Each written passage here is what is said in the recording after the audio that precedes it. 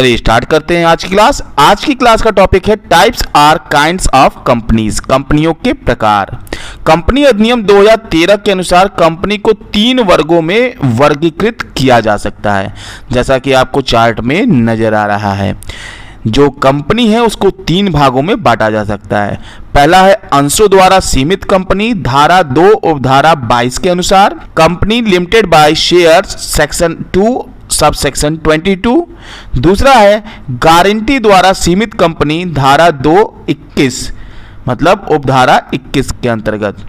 Company limited by guarantee, section 2 sub section 21। और तीसरा है असीमित दायित्व कंपनी, धारा 2 उपधारा 92, unlimited company, section 2 sub section 92 के अंतर्गत। अब यहाँ पे जो अंशों द्वारा सीमित कंपनी है उसको 3 कैटेगरी में डिवाइड किया गया। पहला है निजी कंपनी, धारा 2 उपधारा 68 के अंतर्गत। दूसरा है सार्वजनिक कंपनी, धारा 2 उपधारा 71 के अंतर्गत। तीसरा है एक व्यक्ति कंपनी, धारा 2 उपधारा 62 के अंतर्गत। तो अब हम लोग 1 बाय 1 इसको समझेंगे। चलिए देखते हैं। पहला, अंशों द्वारा सीमित company, company limited by shares. इन कंपनियों में सदस्यों का दायित्व पार्षद सीमा नियम के अनुसार निर्धारित राशि से अधिक नहीं होता। यदि किसी सदस्य ने अंशों की पूर्ण राशि चुका दी है तो उससे और कोई राशि नहीं मांगी जा सकती।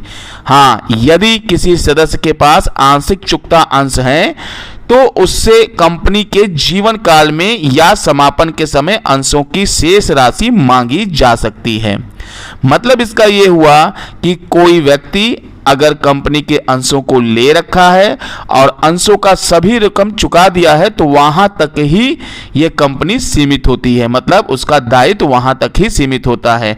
और कोई भी अगर अंशधारी अपने अंशों का पैसा नहीं चुकाया है तो वो कंपनी के जीवन काल में या समापन के समय अपने अंशों की शेष राशि चुकाएगा, यानी कंपनी द्वारा मंगाई जा सकती है। अंशों द्वारा सीमित कंपनी 3 प्रकार की होती है, जैसा कि हम लोगों ने चार्ट में देखा। अब 1 बाय 1 इसको भी समझ लेते हैं। जैसे निजी कंपनी, प्राइवेट कंपनी क्या होती है? इसे अलोक कंपनी भी कहा जाता है। एक निजी कंपनी वह कंपनी है जिसकी न्यूनतम प्रदत्त अंश पूंजी जो भी उल्लेखित हो तथा जो अपने अंतर नियमों द्वारा पहला है अपने अंशों के हस्तांतरण पर रोक लगाती है। दूसरा है एक व्यक्ति कंपनी को छोड़कर सदस्यों की संख्या 200 तक सीमित करती है। इस 200 की संख्या गिनने में संयुक्त अंशधारी को एक सदस्य माना जाता है। तीसरा है कंपनी की किन्हीं प्रतिभूतियों के विक्रय के लिए जनता को आमंत्रित करने पर प्रतिबंध लगाती है। और चौथा है यह 2 या अधिक व्यक्ति वाली होगी जिसमें अधिकतम संख्या 200 तक हो सकती है। पांचवा, इसका अंतिम शब्द प्राइवेट लिमिटेड होगा। और छठवां, न्यूनतम पूंजी 1 लाख रुपए या इससे अधिक होगी। मतलब साधारण भाषा में समझ सकते हैं कि जो प्राइवेट कंपनी होती है उसमें सदस्यों की न्यूनतम संख्या 2, अधिक से अधिक 200 तक हो सकती है। और इनकी न्यूनतम पूंजी मतलब कम से कम जो पूंजी है वो 1 लाख रुपया या इससे अधिक हो सकती है, मतलब 1 लाख से कम नहीं हो सकती है। चलिए अब देखते हैं सार्वजनिक कंपनी, पब्लिक कंपनी, जो दूसरा है अंशों द्वारा सीमित कंपनी में। लोक कंपनी या सार्वजनिक कंपनी से आशय ऐसी कंपनी से है जो पहला निजी कंपनी नहीं है, दूसरा जिसकी न्यूनतम प्रदत्त अंश पूंजी जो भी उल्लिखित हो जो कि 50,000 या अधिक होती है। यदि कोई कंपनी किसी सार्वजनिक कंपनी की सहायक कंपनी है तो वह कंपनी इस अधिनियम के उद्देश्य से सार्वजनिक कंपनी मानी जाएगी, भले ही वह अपने पार्षद अंतर नियमों में एक निजी कंपनी है। मतलब ये कि यदि कोई कंपनी किसी सार्वजनिक कंपनी की सहायक कंपनी है, सब्सिडरी कंपनी है और वह कंपनी इस अधिनियम के उद्देश्य से सार्वजनिक कंपनी मानी जाएगी, भले ही वो चाहे पार्षद से अंतर नियमों के अंतर्गत एक निजी कंपनी मानी जाती है, तो उसको भी हम सार्वजनिक कंपनी की श्रेणी में रखेंगे। इस प्रकार की कंपनी के सदस्य अपने अंशों का हस्तांतरण स्वतंत्रता पूर्वक कर सकते हैं। सदस्यों की संख्या पर कोई प्रतिबंध नहीं है तथा अंशों या ऋण पत्रों को खरीदने के लिए जनता को आमंत्रित किया जा सकता है। सार्वजनिक कंपनी में सदस्यों की न्यूनतम संख्या 7 होती है। यदि सार्वजनिक कंपनी एक सीमित दायित्व वाली कंपनी हो तो उसके नाम के आगे लिमिटेड शब्द लिखना अनिवार्य होता है। अब चलिए देखते हैं एक व्यक्ति कंपनी, वन पर्सन कंपनी। एक व्यक्ति कंपनी ओपीसी मतलब वन पर्सन कंपनी से आशय उस कंपनी से है जिसके सदस्य के रूप में सिर्फ एक ही व्यक्ति हो।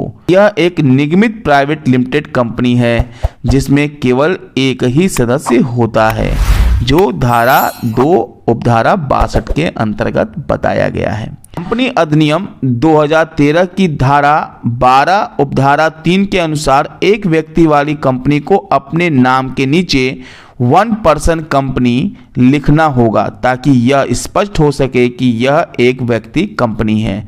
मतलब अपने नाम के नीचे ओपीसी वन पर्सन कंपनी लिखना पड़ेगा एक व्यक्ति वाली कंपनी को। ओपीसी की मुख्य विशेषताएं, मेन फीचर ऑफ ओपीसी मतलब जो वन पर्सन कंपनी है उसकी मुख्य विशेषताएं चलिए देखते हैं। चुकता पूंजी, इसकी न्यूनतम चुकता पूंजी 1 लाख रुपए और अधिकतम 50 लाख रुपए होनी चाहिए। मतलब जो चुकता पूंजी है पेड अप कैपिटल वो कम से कम 1 लाख और अधिक से अधिक 50 लाख होनी चाहिए। दूसरा, संचालकों की संख्या कम से कम 1 और अधिक से अधिक 15 संचालक हो सकते हैं। सदस्य, केवल एक प्राकृतिक व्यक्ति ही जो भारत का नागरिक एवं निवासी हो ओपीसी का सदस्य हो सकता है। मतलब कोई भी व्यक्ति जो भारत का निवासी होता है और नागरिक माना गया है वो ओपीसी का सदस्य हो सकता है। यह गैर बैंकिंग निवेश क्रियाएं किसी भी निगमित निकाय की प्रतिभूतियों में निवेश सहित नहीं कर सकती है। इसका औसत विक्रय ₹2 करोड़ से अधिक नहीं होना चाहिए।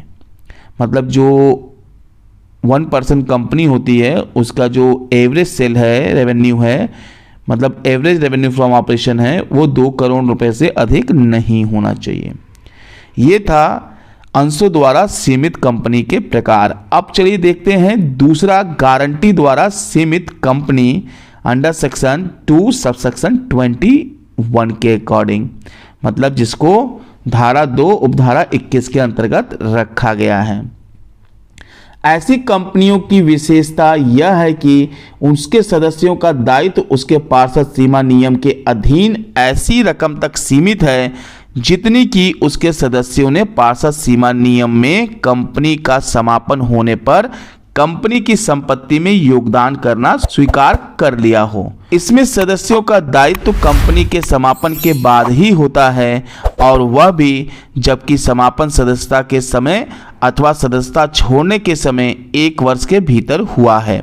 ऐसी कंपनी की स्थापना लाभोपार्जन के उद्देश्य से न होकर कला, विज्ञान, व्यापार, दान, धर्म आदि अलाभप्रद उद्देश्यों को प्रोत्साहित करने के लिए होती है। ये कंपनियां अंश पूंजी वाली तथा बिना अंश पूंजी वाली कंपनी दोनों प्रकार की होती हैं।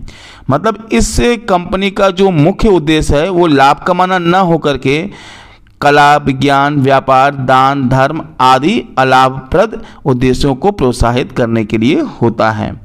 और ऐसी कंपनी में जितने भी सदस्य होते हैं उनका जो दायित्व होता है पार्षद सीमा नियम के अधीन ऐसी रकम तक सीमित होता है जितनी कि उनके सदस्यों ने पार्षद सीमा नियम में कंपनी के समापन होने पर कंपनी की संपत्ति में योगदान करना स्वीकार कर लिया है। यह था गारंटी द्वारा सीमित कंपनी। अब चलिए देखते हैं तीसरा, असीमित दायित्व कंपनी, अनलिमिटेड लायबिलिटीज कंपनी। ऐसी कंपनियों के सदस्यों का दायित्व असीमित होता है, अर्थात सदस्यों के दायित्वों की कोई सीमा नहीं होती है। इनकी स्थिति साझेदारी संस्था की भांति होती है। ऐसी कंपनी बिना अंश पूंजी के निगमित हो सकती है। यह कंपनी मुद्रांक कर से मुक्त होती है तथा अपने अंशों का स्वयं क्रय कर सकती है। ये था कंपनियों के प्रकार। अभी के लिए बस इतना ही, मिलते हैं नेक्स्ट वीडियो में। अगर ये वीडियो अच्छा लगा हो तो इसको लाइक और शेयर करना ना भूलिए। अगर आपने अभी तक हमारे चैनल को सब्सक्राइब नहीं किया है तो सब्सक्राइब कीजिए, साथ में बेल आइकन को जरूर दबाइए ताकि लेटेस्ट अपडेट आपको मिलता रहे। धन्यवाद, आपका समय शुभ हो।